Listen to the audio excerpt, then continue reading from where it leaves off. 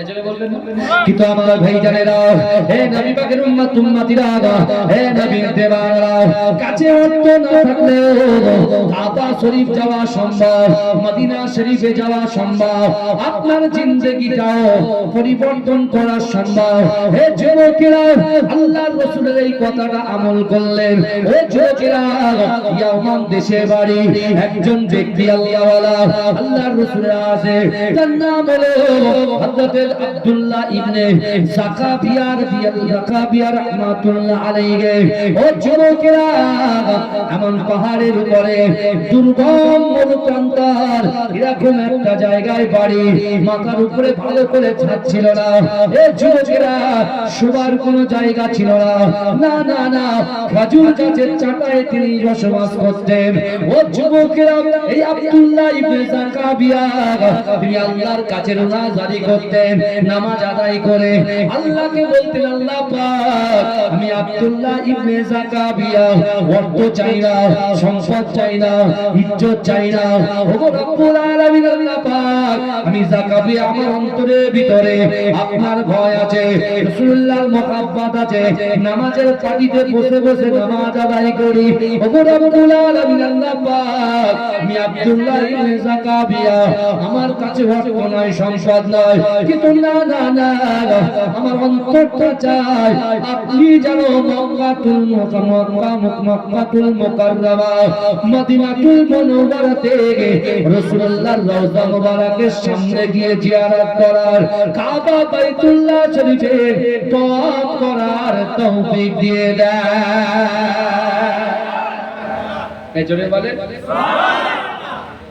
একজন আল্লাহর রাসূলের আছে, সে আল্লাহর নামাজের মাসাল্লায় বসে বলছে যে আল্লাহ, আমার ইয়ামান দেশে বাড়ি, আমার ঘরের কোনো ছাদ নাই, অর্থাৎ যখন বৃষ্টি বর্ষণ হয় আমি তখন আল্লাহ শুকরিয়া আদায় করি, কারণ আমি দাঁড়িয়ে দাঁড়িয়ে কোরআন তেলাওয়াত করি। জোরে বলে বলে।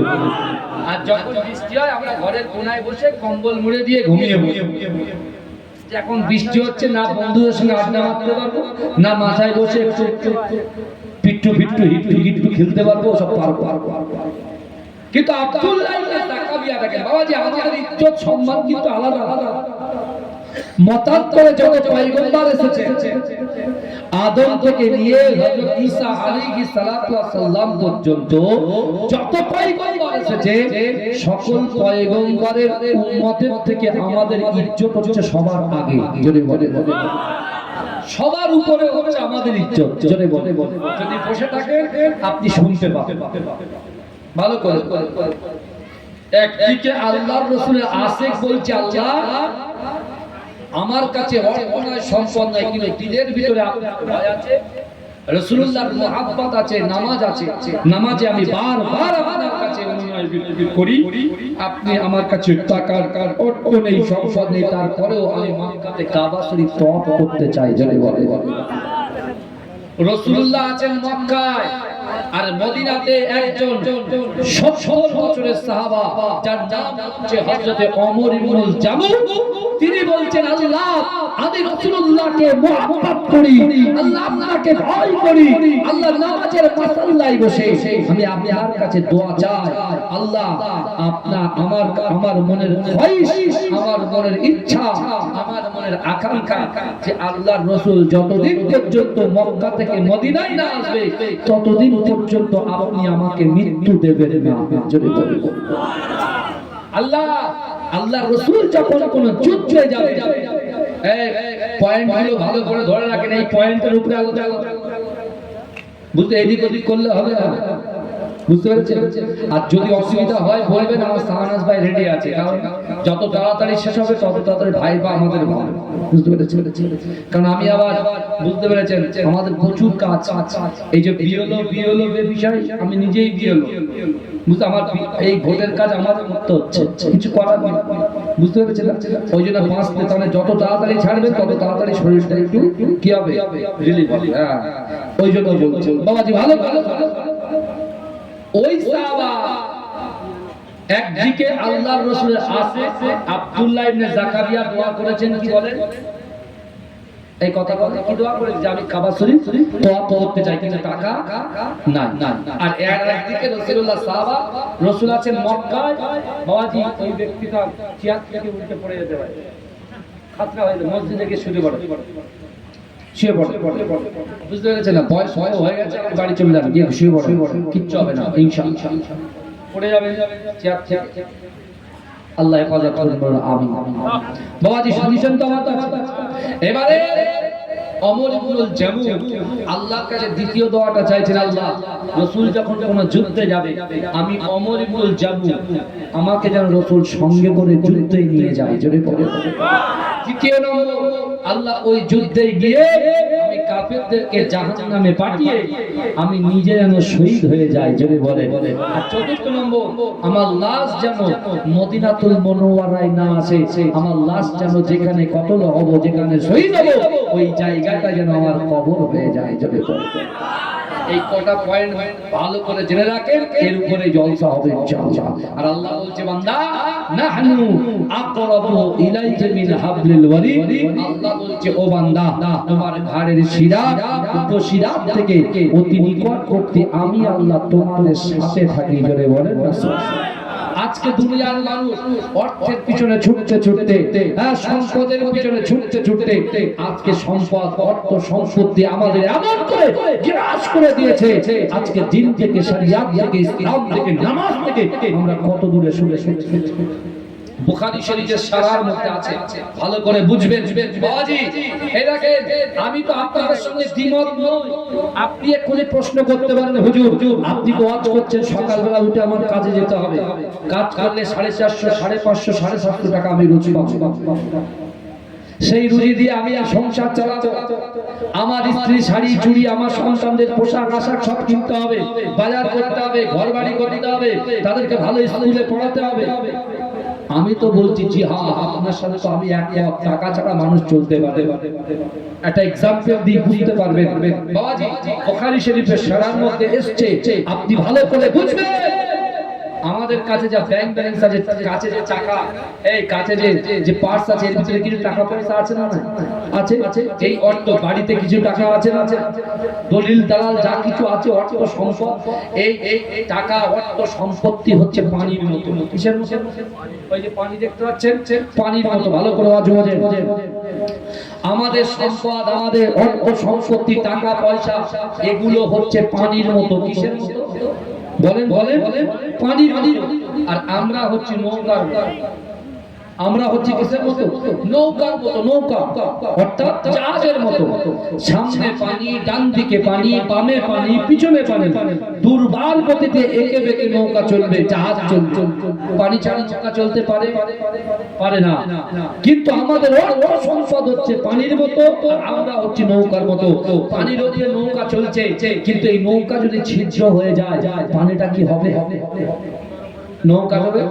নৌকাটা কি হবে? ডুবে যাবে।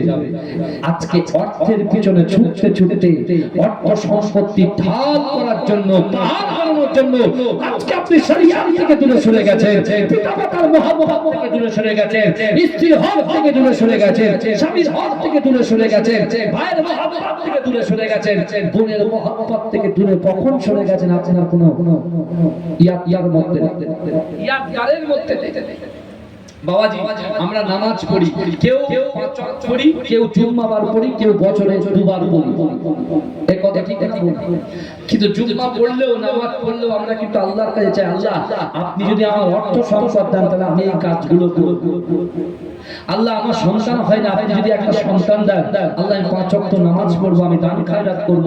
আল্লাহ আমার পিতামাতার কবরটাকে জান্নাতের বাগান করে দেন, আল্লাহ আমি একটা সাদকা দেব, আমি দান করব। এই কথা বলে।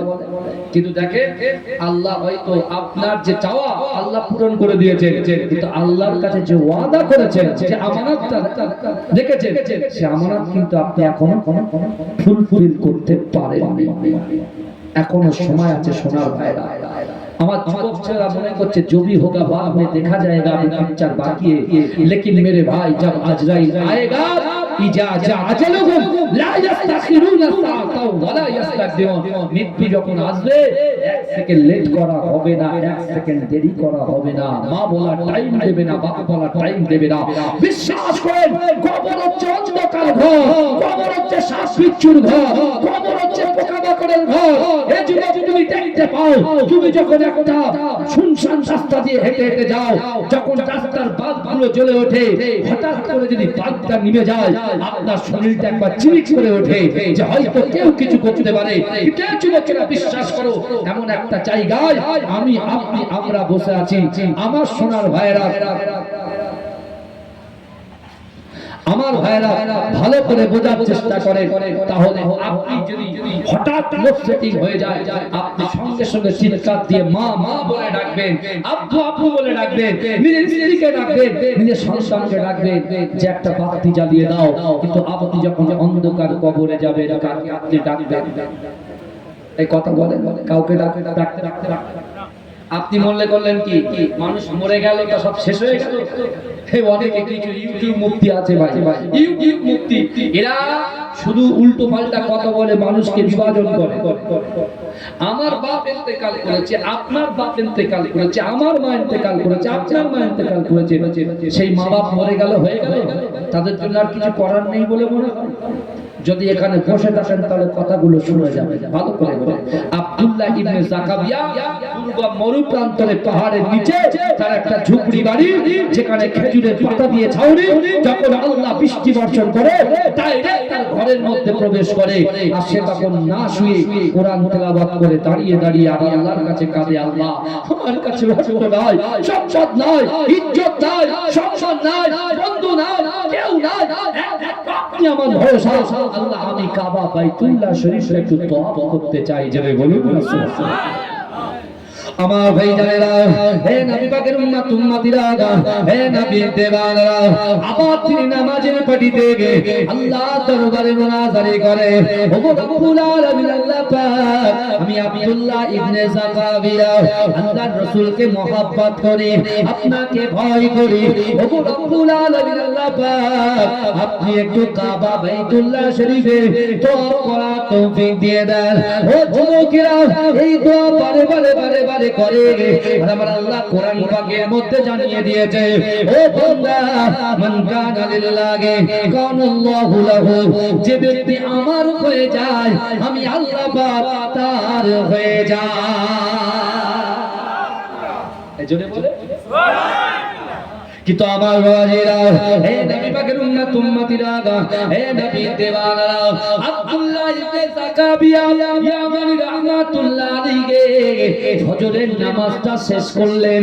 হঠাৎ করে কে জানো তার ঘরেতে এসে ঘরের দরজায় তার আস্তে আস্তে আওয়াজ দিতে লাগলেন। ও যুবকেরা, আব্দুল্লাহ ইবনে যাকাবিয়া ঘরের দরজাটা যখন খুললেন, একজন আগন্তুক ব্যক্তি এসে আব্দুল্লাহ ইবনে যাকাবিয়াকে বলছে, ও আল্লাহর বান্দা আব্দুল্লাহ, তুমি তৈয়ার হয়ে যাও, তুমি রেডি হয়ে যাও, আমাদের একটা কাফেলা কাবা বাইতুল্লাহ শরীফে কাবা শরীফ তওয়াফ করতে যাবে, হজ পাকে যাবে। চলো চলো চলো, তুমিও রেডি হয়ে যাও, তোমার কোনো খরচা নাই, তোমার কোনো সম্পদ লাগবে না, তুমি আমাদের সঙ্গে কাবা বাইতুল্লাহ শরীফে কাবা শরীফটা তওয়াফ করতে যাবে।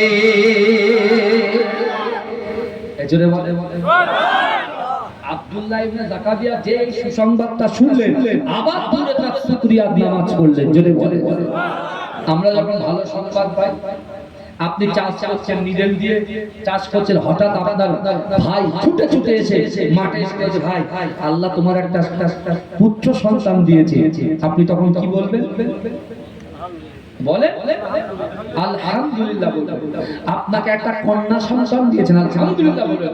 ভাই যারা মনে করে যে পরপর প্রথম সন্তান কন্যা, দ্বিতীয় সন্তান কন্যা, তৃতীয় সন্তান কন্যা, মন ভেঙে মুচড়ে পড়ে আছেন। আল্লাহ বলছে যার বাড়িতে 3টে কন্যা আছে, সে যদি সঠিক পাত্র হাতে তুলে দেয়, তাদেরকে লেখাপড়া শিখিয়ে ইমানি আকিদাত শরিয়াতি শিক্ষা দেয়, সেই ব্যক্তি জান্নাতি জান্নাতি জান্নাতি। জোরে বলে যার বাড়িতে মেয়ে আছে বেশি, সে জান্নাতি। জোরে বলেন না সুবহানাল্লাহ। হ্যাঁ, কিন্তু এরা বোঝে না, এরা বলছে মেয়ে হলে লস। ওই জন্য অনেকে দুটো ছেলের পরে একটা মেয়ে নিতে চায়, মেয়ে হলে লেগে যায়। সোশ্যাল মিডিয়ায় দেখছিলাম, এই সোশ্যাল মিডিয়ায় দেখছি মেয়ে হয়েছে বলে একটা বাচ্চা, দুধের ছেলে বাচ্চাকে ঘুরিয়ে ঘুরিয়ে এক হাতে মেরেছে। নাউজুবিল্লাহ। এদেরকে কিভাবে যে আল্লাহ পেটাবে তার ঠিক ঠিকানা নেই। আমার মায়েরা বোনেরা, আজকে আপনার বাড়িতে আল্লাহ যখন সন্তান দেবে, আপনি তখন শুকরিয়া আদায় করবেন। হঠাৎ আপনি আপনার সন্তানকে ভ্যান চালিয়ে আপনার মেথরগিরি করে বাজে কাজ, আপনার টোটো চালিয়ে আপনার সন্তান যখন ইঞ্জিনিয়ারের খবর পেয়ে যখন আইটিসিতে চাকরি পাবে, তখন আপনার মনটা খুশি হবে। এই কথা বলে যে আপনার এতদিনের পরিশ্রম কি হয়েছে, সফল হয়েছে। এরকম অনেক বাপ মা নিজের মাথার ঘাম পায়ে ফেলে, মা অক্লান্ত পরিশ্রম করে সন্তানকে ডক্টর বানিয়েছে, সন্তানকে ইঞ্জিনিয়ার বানিয়েছে, অনেককে মুহাদ্দিস বানিয়েছে, মুহাক্কিক বানিয়েছে। কিন্তু দুনিয়ার মোহে পড়ে, লোভে পড়ে সে হুজুর মা দেখছে না, সে ইঞ্জিনিয়ারও মাকে দেখছে না, বাপকে দেখছে না, সে ডক্টরও মাকে দেখছে না। একেবারে সেই সদাই বৃদ্ধাশ্রমে মানুষকে টাকা পাঠিয়ে, তাও 5,000 টাকার প্যাকেজ, 20,000 টাকার প্যাকেজ, 30,000 প্যাকেজ, 50,000 প্যাকেজ। ও বলছে 2,500 টাকার প্যাকেজ যদি থাকে তবে। এরকম আছে না? কি মনে করেছো তুমি? আমি তোমাকে প্রথমে বলেছি, তুমি দুনিয়াতে সুখ পেতে চাও না আখিরাতে সুখ পেতে চাও? আর আখিরাতে সুখ পেতে চাও, দুনিয়াতে যদি সুখ পেতে চাও, তাহলে চলতে হবে কোরআন অনুযায়ী। বুঝতে পারছেন না? কোরআন হাদিস অনুযায়ী চলতে হবে, মন গড়া চললে হবে। আপনি দেখুন আব্দুল্লাহ ইবনে জাকাবিয়ার কথা চিন্তা করুন। তার কাছে টাকা নাই, কেন কাবা শরীফে যেতে এখন ম্যাক্সিমাম 4.5 থেকে 5 লক্ষ টাকা খরচা। এই শুনতে যারা হজ পাকে যাবে, এবারে হাদিসে, আমি তো নিজে হজ কমিটির মেম্বার, আমি দীর্ঘ 6 বছর রাজ্যে হজ কমিটির নোটিফাইড মেম্বার হিসেবে আমি নিয়োজিত আছি। বুঝতে পেরেছেন? আমার শাহনওয়াজ ভাই হজে গেছেন দুবার, আমার সঙ্গে দেখা হয়েছে। আমি গিয়েছি একবার 2018 সালে, অনেক বছর, লকডাউনের আগে। বুঝতে পেরেছেন? লকডাউনের 2 বছর হজে যাওয়া বন্ধ ছিল। তাই আমার ভাইরা, এখন বর্তমানে হজ পাকে যেতে গেলে আপনাকে 5 লক্ষ টাকা জোগাড় করতে হবে। তাহলে সবার দ্বারা কি সম্ভব? এই কথা বলে, হ্যাঁ? কিন্তু তাসাউফের লাইনে গেলে, তাসাউফটা যদি ঠিকঠাক আঁকড়ে ধরতে পারে, আল্লাহ আপনার জন্য সেটা সম্ভব করে দেবে। যদি বলে আব্দুল্লাহ ইবনে জাকারিয়া ঘরের দরজা খুলে যে সুসংবাদ পেলেন, তিনি আবার সিজদায় গিয়ে আল্লাহর কাছে শুকরিয়া নামাজ পড়লেন। জোরে বলুন, জোরে বলবেন। শুকরিয়া নামাজটা পড়ে আব্দুল্লাহ ইবনে জাকারিয়া আল্লাহকে বলছে, আল্লাহ আপনি আমার মনের আশাকে পূরণ করে দিয়েছেন। ভাই, দিনের দিন আমরা আশা করি কি করি না? দরুদ শরীফ পড়েন, আল্লাহুম্মা